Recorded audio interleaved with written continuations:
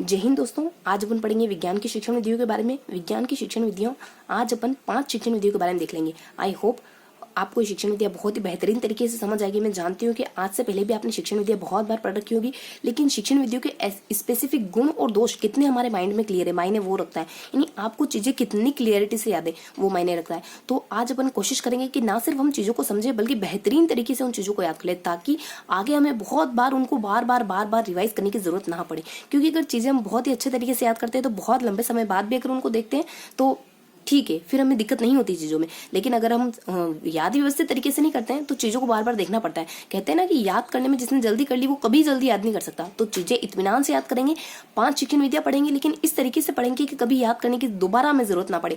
बहुत लंबे समय की गैप के बाद भी अगर एक बार देख ले तो काम चल जाए, इस तरीके से पढ़ेंगे।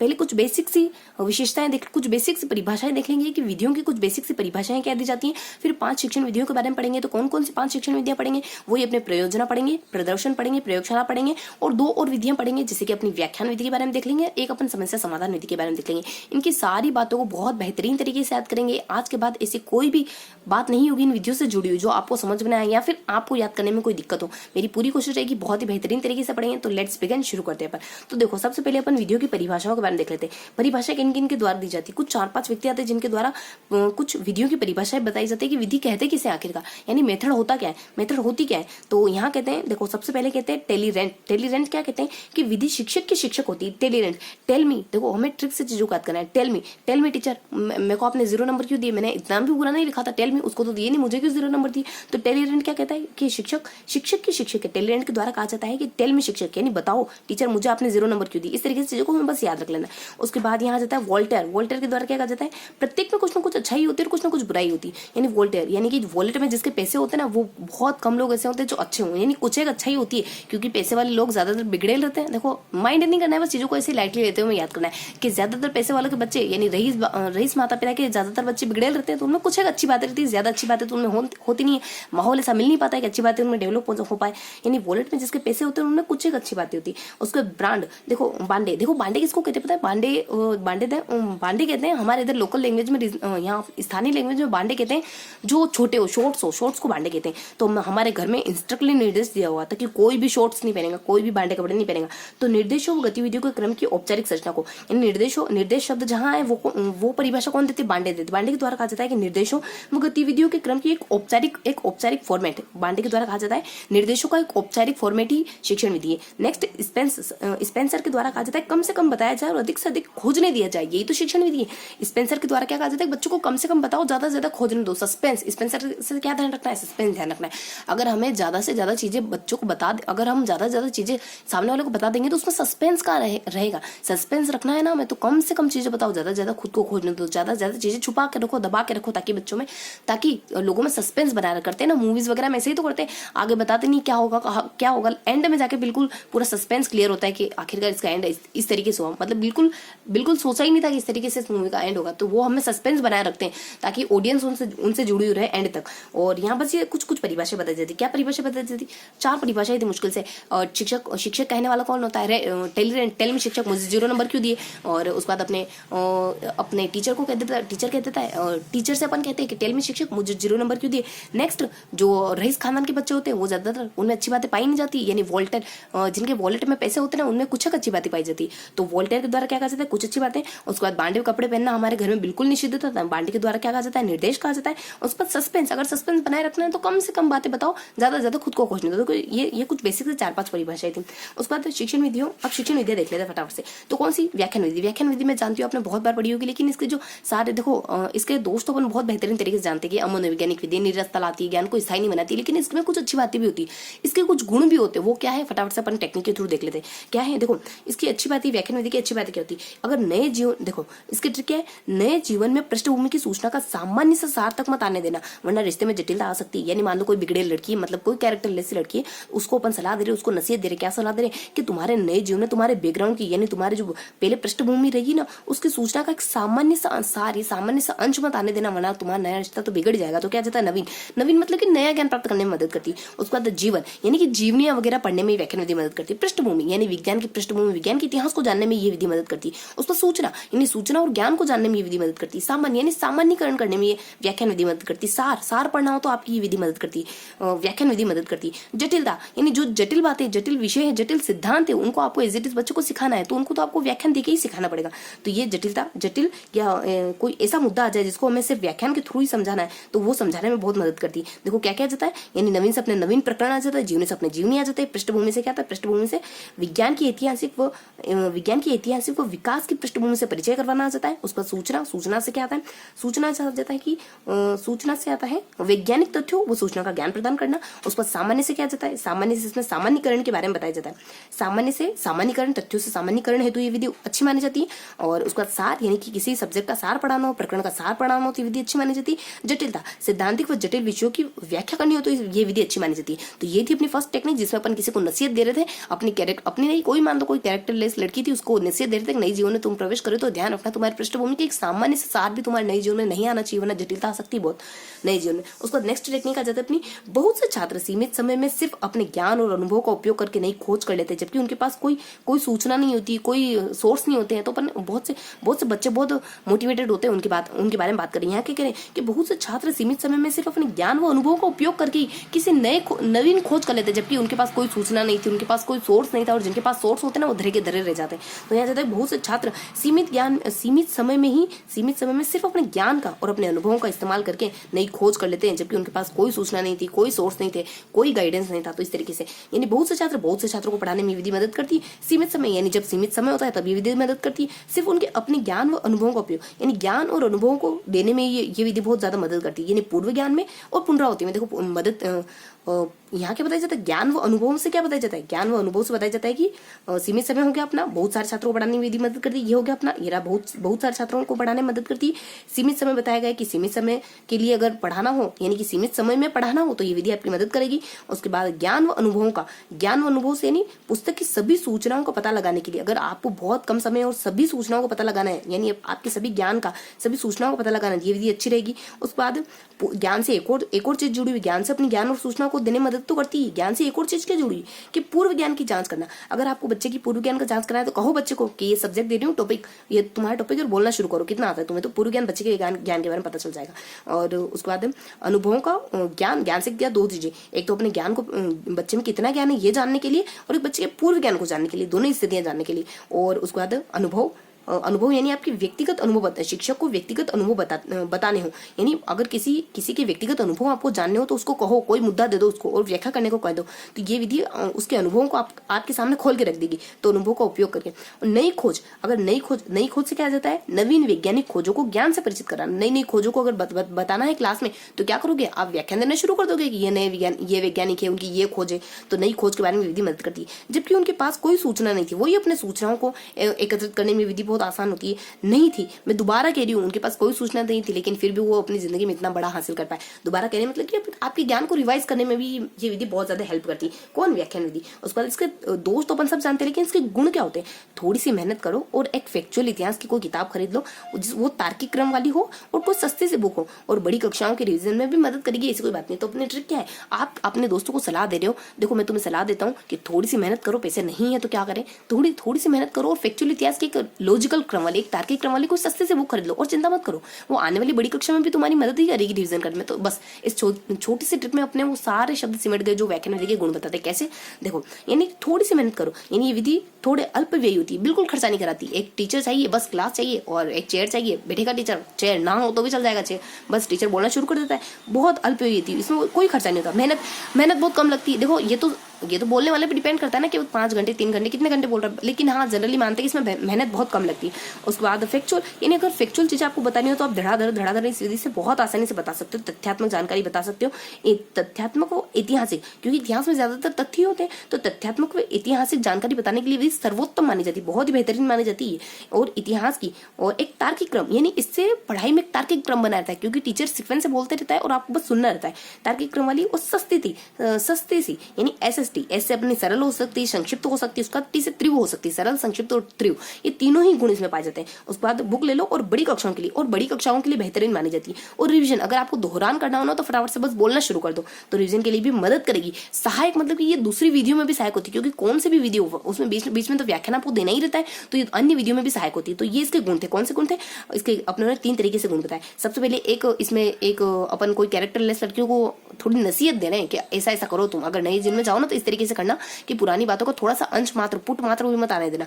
उसके बाद अपन एक बच्चे की तारीफ कर रहे हैं, या बहुत डेडिकेशन वाला बच्चा है, तो उसके पास कोई सुविधा नहीं थी, कोई साधन नहीं था, कोई सूचना नहीं थी, लेकिन उसने अपना पर्सनल इफर्ट, अपनी पर्सनल सूचना से किसी ज्ञान की खोज कर ली। ऐसे बच्चे के बारे में बात करते हैं। और एक ऐसे एक अपने यहाँ दो जनों को अपन सलाह दे रहे हैं, एक अपनी किसी यहाँ पे अपनी किसी फीमेल फ्रेंड को सलाह दे रहे हैं, और यहाँ पे अपनी किसी मतलब कि कोई मेल है उसको सलाह दे रहे हैं। उसको सलाह देते हो क्या करेगी? किताब खरीद लो तुम, और पैसे की चिंता मत करो, वो आगे तुम्हारी मदद ही करेगी। तो यहाँ पे अपन 3 शख्स के बारे में जिक्र करते हैं पूरी व्याख्यान विधि में, और तीनों शख्स आके हमें व्याख्यान विधि की पूरी सब कुछ जानकारी देके चले जाते हैं। तो ये थी पूरी व्याख्यान विधि। जो फर्स्ट विधि थी हमें पढ़नी थी वो हमने देख ली। और उसके बाद अपने परिभाषाओं किसकी देखी थी? परिभाषा में एक तो अपन टीचर से क्वेश्चन कर रहे थे, उसके बाद एक धनी व्यक्ति के बारे में बता रहे थे, टीचर के बारे में बताया, फिर धनी व्यक्ति के बारे में बताया, फिर मैंने अपने परिवार के बारे में बताया कि बांटे ऐसी कह रही हूँ है ना, पर्टिकुलरली किसी की बात नहीं हो रही है, क्योंकि मेरे परिवार में बांटे कपड़े पहने तो सख्त निर्देश था कि बांटे कपड़े नहीं पहने जाएंगे। और सस्पेंस यानी एक मूवीज की बात कर लेते हैं अपन, 3 शख्स की बात कर लेते हैं, टीचर की हुआ, और उसके बाद एक अमीर व्यक्ति की हुआ, किसी के घर की बात हो गई, और लास्ट में अपन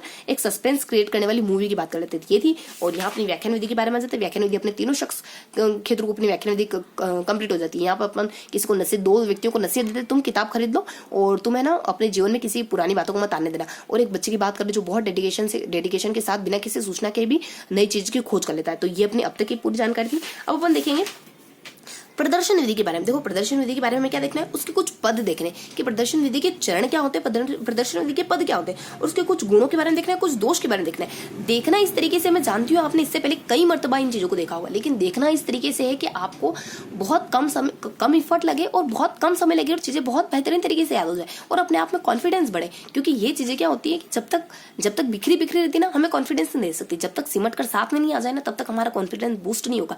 और जब ये चीजें सब साथ में व्यवस्थित हो जाती है ना, तो हमारा कॉन्फिडेंस वैसे ही बढ़ जाता है।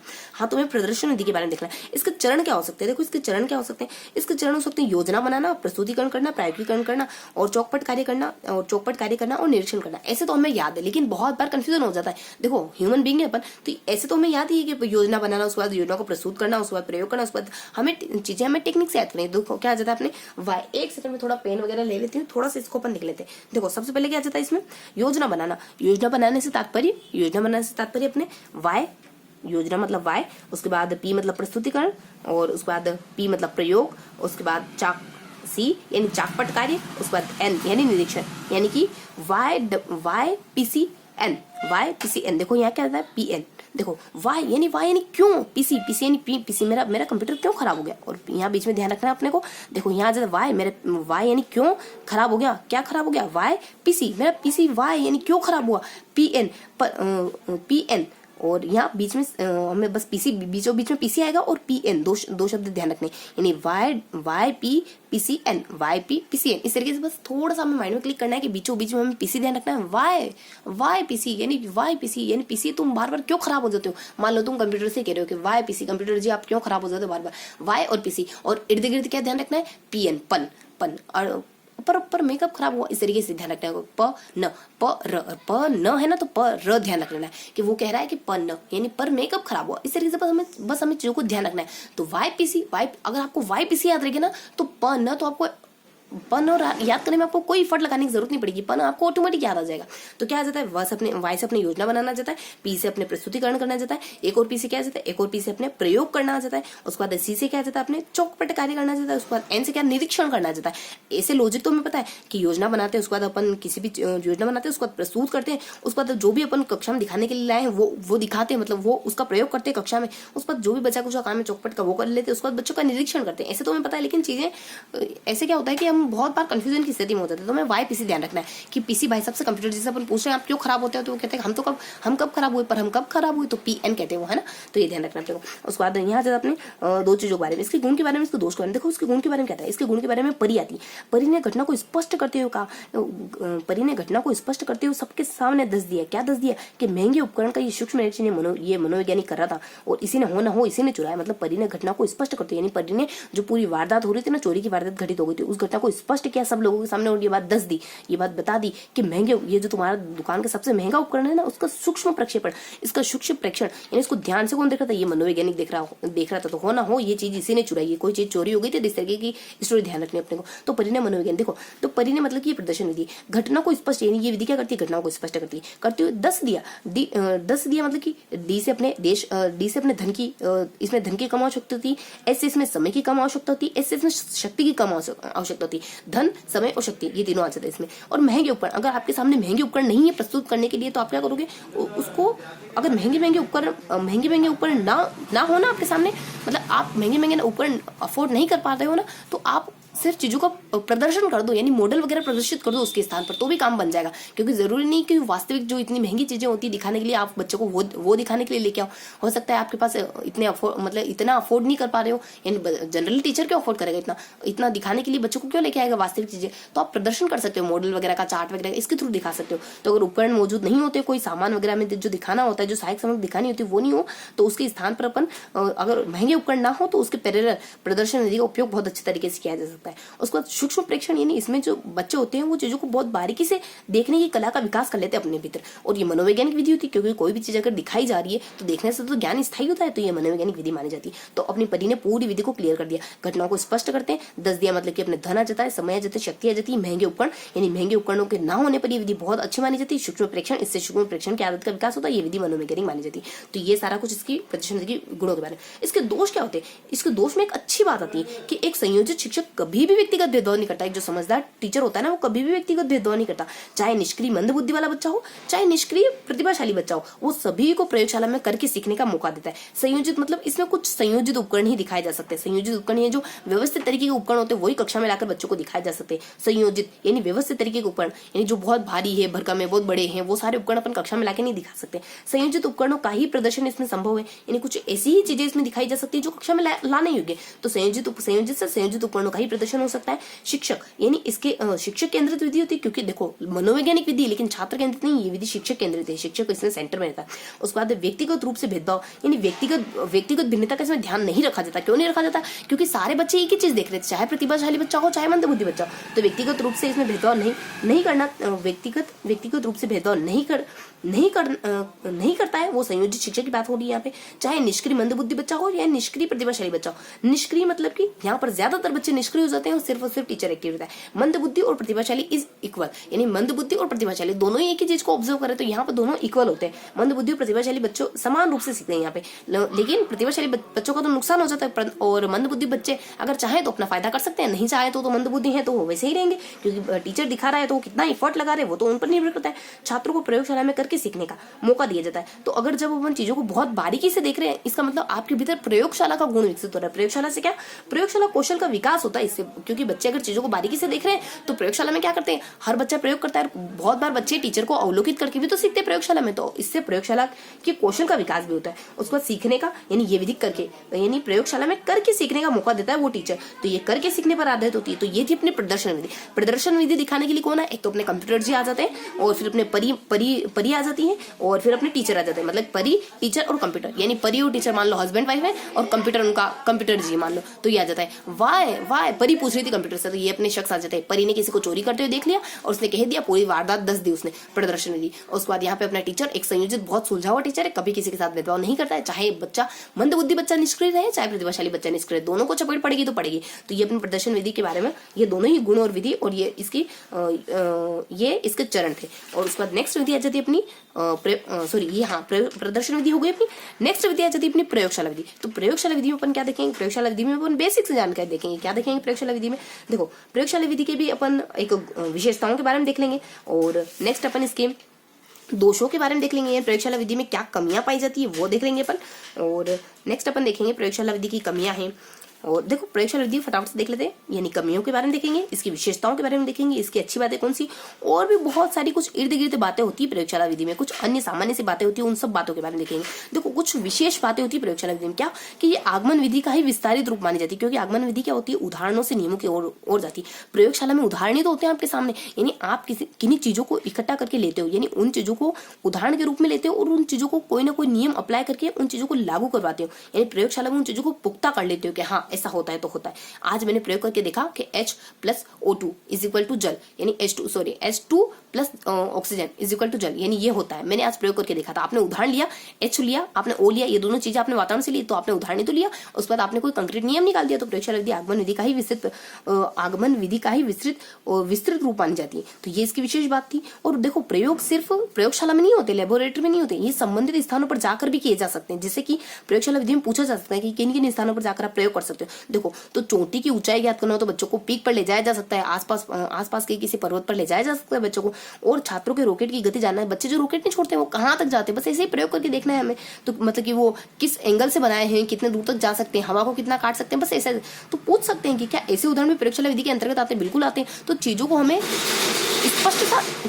स्पष्टता से पढ़ना है। जो जानकारी सभी बच्चों को पता है वो जानकारी हमें आगे नहीं ले जाएगी, जो जानकारी हमें नहीं पता है, जो जानकारी दूसरे बच्चों को नहीं पता है वो हमें जानकारी दूसरों से आगे ले जाएगी। तो हमें ऐसी चीजें देखकर भागना नहीं, ऐसी चीजों को अडॉप्ट करने की क्षमता अपने भीतर लानी है, यानी चीजों से हमें भागना नहीं बल्कि चीजों को एक्सेप्ट करना है, चीजों को, नई चीजों को।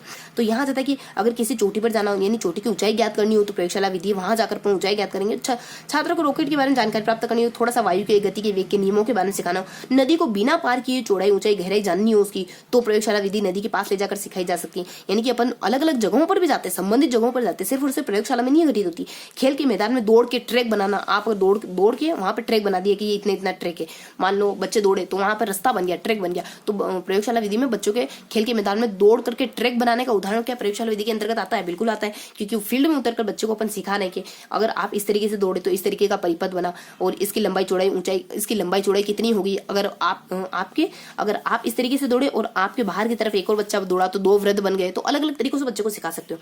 उसके बाद यहाँ पर सार रूपेण क्या कह सकते हैं, यानी इसके बारे में अपन कुछ विशेषताओं के अलावा कुछ अदर जानकारी देख रहे हैं। तो अदर जानकारी में अपन क्या क्या कह सकते हैं? अदर जानकारी क्या हो सकती है? अध्यापक इसमें पृष्ठभूमि में रहता है, मतलब अध्यापक इसमें बैकग्राउंड भी हो जाता है, और समस्या को स्थूल रूप में बच्चे के सामने लाकर खड़ा कर दिया जाता है। शिक्षक सिर्फ इसमें हेल्पफुल की तरह होता है, यानी शिक्षक सिर्फ हेल्पिंग हैंड की तरह होता है, और मस्तिष्क को तार्किक पहलू की जगह मनोवैज्ञानिक पहलू को महत्व दिया जाता है। इसमें तर्क, यानी इसे एक तार्किक क्रम से नहीं चलते, एक बिल्कुल लॉजिकल तर्क से नहीं चलते, बल्कि मनोवैज्ञानिक तरीकों से चीजों, वैसे तर्क एक मनोवैज्ञानिक ही, लेकिन तार्किक पहलू की जगह इसमें मनोवैज्ञानिक पहलू को महत्व दिया जाता है। जब चीजें इस तरीके से आती है ना कि इसकी जगह ये होता है, तो ये चीजें जरूर पूछी जाती है कि इसमें तर्क को इतना महत्व नहीं दिया जाता है, क्योंकि तर्क बहुत बार गढ़े हुए होते, यानी पूर्व निश्चित होते। इसमें तर्कों को, जबकि मनोवैज्ञानिकता को महत्व दिया जाता है, कई बार तर्कों की कसौटियों को तोड़ा भी जाता है।